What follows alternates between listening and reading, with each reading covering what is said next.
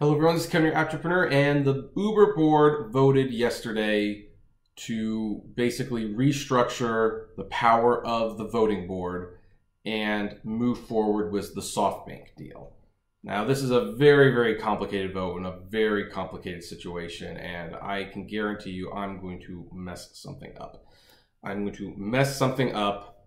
I have my notes, but you know what? It's just one of those things where yeah, the board is in a sticky situation, and before we begin, I want to make a correction. When I reported about Travis Kalanick appointing 2 board members to the board without consulting anyone, I made a very big claim that he waited until the new CEO was out of town. That might not have been true. He might have actually been in town. There's a lot of reports suggesting that he's actually flying out of town today to go to London, and he was actually in town. This happened, so I'm sorry. That was a mistake on my part. I have to correct that before we continue. But nevertheless, he wasn't very happy.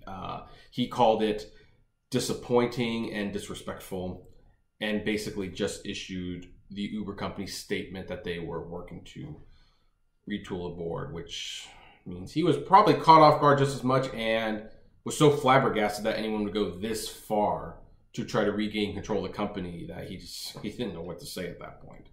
But either way, they did vote on some stuff today, or yesterday I should say, and they approved a few things and denied a couple other things. And as you can expect, the board members aren't completely happy with what happened. First of all, they did approve the 2 board members that Kalanick picked unanimously, which is interesting because one of the board members was actually played a big involvement in the stock market crash that you saw about in The Big Short. So why they want that person on the board, I don't know. However, one of the things that they did do is that they've actually added board seats.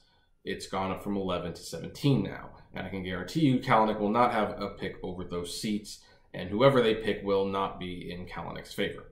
Also, they've approved of the SoftBank deal, or at least to proceed to go forward with it, which SoftBank will soon own 14 to 17% of Uber. Now, will SoftBank go with the deal to buy some of Uber? That's actually hard to say at this point, because one of their provisions was that they wanted full assurance that Travis Kalanick would not have any sort of management power in the company ever again. And one of the things that was discussed and vetoed or taken away involves a strong thing for Kalanick to not get power again. But they have it, and this is where I'm going to need my notes, because these were the 3 provisions that were dropped from the discussions. Anyone who has previously held an office level title at Uber wins support from 2/3 of the board and 2/3 of shareholders to become CEO. So that, that provision is no longer on the table. Kalanick would give one of 3 board seats he controls to SoftBank. That is also off the table, obviously. They filled those board seats. Dara would gain the ability to nominate candidates for 3 board seats. That has been taken away, which, again, what's the point of hiring a new CEO if you're just going to take away the power? Of course, Kalanick is happy with this because, that makes it easier for him to regain control. Now, the big thing, and this is what limits Kalanicks Power now at the very least, is that they have not diluted the shares, but they have voted that basically it's like a 1 share, 1 vote thing. So senior executives at Uber who have so much shares don't get this much extra power just for being at the company longer and having those shares. So his power is definitely diminished.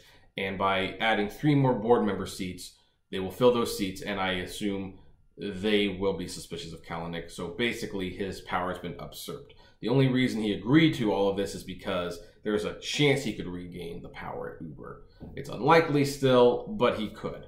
So I don't know how much longer this boardroom drama is going to go on, to be honest. I don't think we've heard the last of it. I hoped that we had. But Kalanick, he's such a wascally wabbit. He just keeps popping up.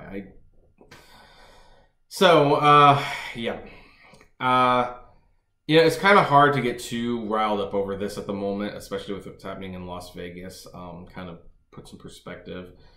But, hey, things are moving forward, and another thing that was discussed was Uber really wants to be a publicly traded company by 2019, which they should. I think it's been almost 10 years since the company was founded, maybe even more. I actually don't know when Uber was founded, now I think about it.